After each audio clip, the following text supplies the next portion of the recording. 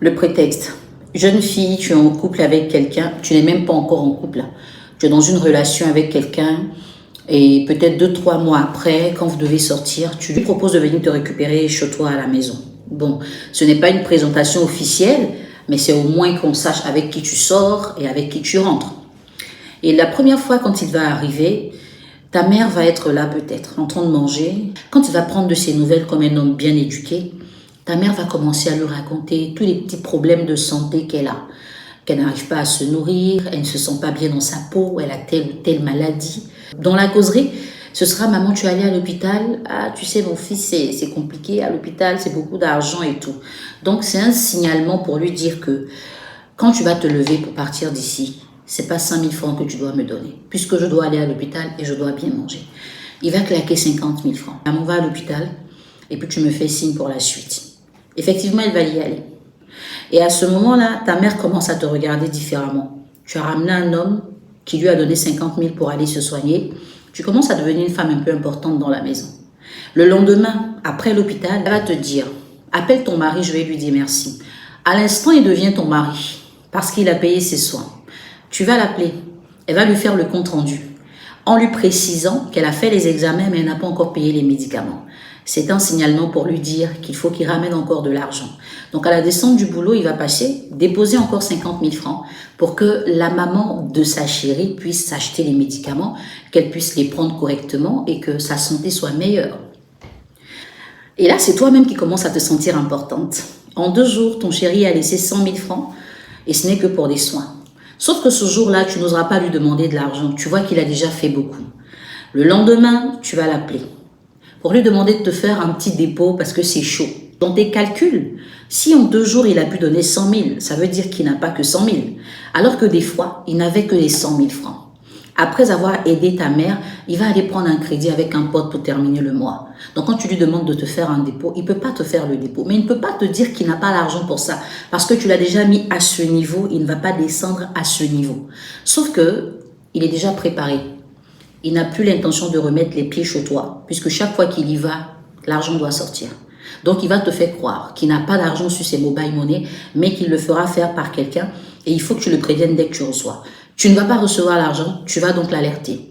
Il va tourner 30, 45 minutes après, te rappeler et te dire « Ah, dommage, le gars a fait le transfert, mais il a fait sur un mauvais numéro. » Tu ne peux pas te plaindre à ce moment. Il a fait ce que tu as dit, sauf que la personne qui faisait le transfert s'est trompée. Donc, tu es obligé de patienter que la réclamation soit faite et tout le train-train. Ta mère va commencer à demander après lui un peu plus, parce que ça fait quand même un jour qu'elle ne l'a pas vu.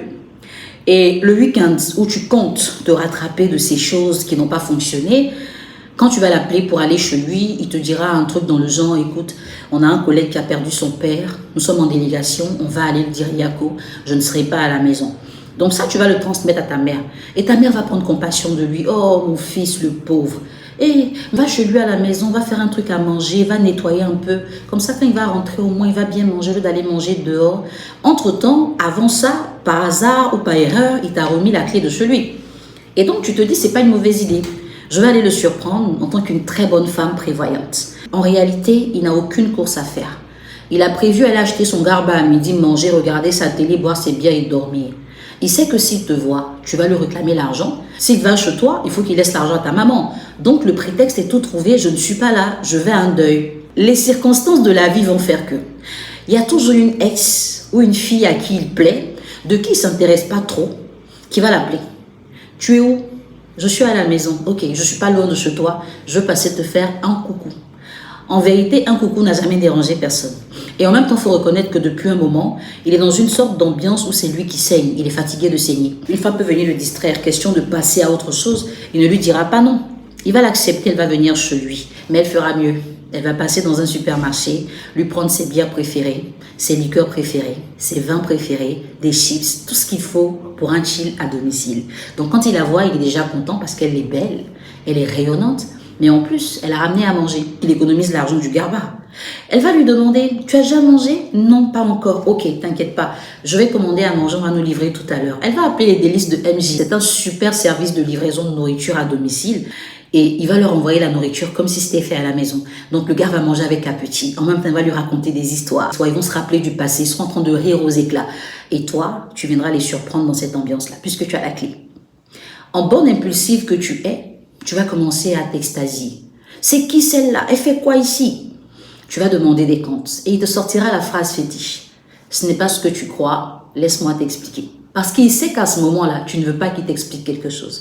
Il sait que tu ne vas pas rester, tu vas prendre tes pieds et tu vas partir. Il te laisse partir. S'il te suit, il doit d'abord s'expliquer, te demander pardon et se faire pardonner. Ça fait 3 exercices qu'il n'a pas envie de traiter. En restant, il n'a aucun compte à rendre. En plus, il continue de chiller, il ne dépense pas d'argent. Et toi, tu es en train d'espérer qu'il t'appelle. Parce que tu l'as quand même surpris avec une autre femme. Toute la journée, ne le fais pas. La soirée, pareil. Le lendemain, 2-3 jours après, c'est toi qui essaies de l'appeler pour maintenant t'excuser. Il ne va pas décrocher tes appels. Il ne te bloque pas, mais il te fait des vues et ignorer. Là, tu es en panique. Ton réflexe, ce sera de contacter un de ses amis, le seul qui t'a présenté d'ailleurs. Quand tu vas lui parler de la situation, le gars va te dire « Non, mais tu as déconné.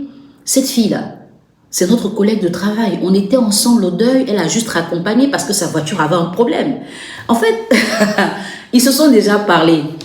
Il a déjà briefé le gars sur le scandale que tu es venu faire.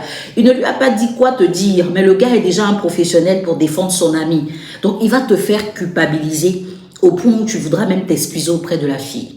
Mais il te dit « Non, calme-toi, je gère. » Tu attends qu'il te fasse signe. Il ne te fait pas signe. Quand tu le relances, il va te dire « Je l'appelle depuis, il ne décroche pas. Je suis même passé chez lui, je sonne, il n'ouvre pas. Mais t'inquiète pas, je gère. » Les jours passent et puisque tu es une Finlandaise, entendez par là une go qui a faim. Tu ne travailles pas. Tu comptes sur ta beauté pour avoir un peu de jetons. Et comme tu n'es pas en train de viser l'autonomie et que tu comptes sur les sentiments qu'un homme a pour toi, pour pouvoir vivre et bien vivre, tu te rends compte qu'il ne te relance pas. Depuis, c'est un silence plat et ça ne va pas. Tu vas prendre ton téléphone et rechercher dans ton répertoire lequel des pointeurs tu peux appeler avec qui tu auras au moins l'argent du transport. Et tu vas en trouver parce qu'il y en a plein. En général, tu choisiras celui qui rêve de te voir depuis longtemps. Il va t'inviter quelque part prendre un pot. Et c'est ce jour-là que ton chéri va décider d'aller aussi prendre une bière dans le même endroit. Quand il arrive, c'est toi qui vas en premier. En fait, quelque chose doit se passer là. Il t'appelle. Tu es où? Puisque tu attendais cet appel-là depuis longtemps, tu ne peux pas prendre le risque de ne pas décrocher. Et tu sais qu'en général, un pointeur qui n'est pas encore bien installé, quand vous êtes ensemble, que tu reçois un coup de fil, il profite pour passer un coup de fil. Donc le gars n'entend pas ce que tu dis, tu n'entends pas ce qu'il dit et tu essaies de mentir à ton chéri. Je suis à la maison. Il dit, ah bon? Mais moi, je suis dans tel endroit, je te vois, tu es assise à côté d'un homme, tu es habillée comme ci, comme ça. Quand tu lèves la tête, vos regards se croisent. Donc, on n'a pas besoin de te prouver quoi que ce soit. Tu sais qu'il a raison. Et là, il va raccrocher le téléphone, te bloquer partout. Tu ne peux pas le suivre. Parce que si tu le suis, tu devras faire les 3 exercices que lui n'a pas voulu faire quand toi tu t'es fâché. Et tu risques de ne pas avoir l'argent de la part du pointeur et rentrer bredouille, alors qu'il n'y a plus rien à la maison. Ta mère a besoin d'argent, toi aussi. Donc tu vas serrer le cœur, rester jusqu'à la fin pour espérer avoir comme transport 50, 100 000 ou 200 000 qui vont te faire tenir la semaine. Le lendemain, tu vas appeler son ami. Et lui, il va te dire, ma belle, tu as tout gâté. J'avais parlé avec lui. Il était sur le point de te pardonner. Il a dit qu'il allait sortir prendre une bière. Et il m'appelle pour me dire qu'il t'a vu avec un gars. Il avait posé sa main sur ta cuisse. Franchement, moi-même, je suis désolée, je ne peux rien faire. Qu'est-ce qui a créé tout ça? Le fait de se rendre compte que une femme qui me plaît me coûte autant d'argent alors que je suis un jeune qui se débrouille, soit en entreprise, soit à son propre compte, ça fait peur. Parce que pour des millionnaires ou des milliardaires, claquer 100 000 francs en 2 jours, ce n'est rien. Mais combien de jeunes cadres dynamiques vous connaissez qui sont payés à hauteur de millions et qui peuvent se permettre ça? Et même s'ils sont payés à hauteur de millions, ils ont des charges en rapport avec leurs millions. Quand un homme se rend compte que tu es une source de dépenses pour lui, alors qu'il n'est pas capable de dépenser, et que toi, tu ne te rends pas compte que tu devrais être une aide, les plus crus te diront, je ne peux pas. Les moins crus vont mettre un terme à la relation. Et à ceux qui sont stratèges, qui vont te faire passer un message comme le cas que je viens de décrire aujourd'hui. Je ne sais pas si tu l'as déjà vécu. Ce n'est pas l'histoire de quelqu'un. J'ai pris le temps d'observer les circonstances, les situations et les histoires des gens et je comprends pourquoi beaucoup d'histoires s'éteignent avant même qu'elles n'aient réussi à être allumées. Fais attention, chérie. Un homme qui t'aime ne vient pas investir en toi. L'investissement qu'il vient faire est sentimental et émotionnel. S'il a les moyens, tant mieux. S'il n'en a pas, tu devrais être l'aide qui l'aide à en avoir. Mais ne compte pas sur ton corps, sur ta beauté pour garder un homme. Et surtout, discipline tes parents. J'en ai parlé dans mes livres. Discipline tes parents. Il faut qu'ils comprennent que ta relation amoureuse n'est pas un investissement. C'est pas sur ça qu'ils doivent compter pour guérir de leur maladie ou réaliser leurs projets. Il faut qu'ils respectent les sentiments qu'un homme a pour toi, qu'ils respectent leur famille, qu'ils ne deviennent pas une charge. Je suis curieuse de savoir un peu de quoi parlent mes 3 livres. Ils sont disponibles. Tu devras juste lire la description entièrement pour avoir toutes les informations, passer ta commande. Et n'oublie pas que notre podcast 20 minutes d'enseignement sur les relations hommes et femmes mode d'emploi est disponible aussi. Envoie un message WhatsApp sur le numéro qui t'est donné en description et tu pourras l'avoir quand tu veux. La prochaine fois, on parlera d'un autre sujet. Si tu ne veux pas le rater, abonne-toi, partage, like et puis invite tes amis à découvrir ce que tu viens de découvrir qui te fait du bien. Les hommes, c'est pas fait contre vous. J'alerte juste mes sœurs pour qu'elles vous facilitent la vie. N'est-ce pas?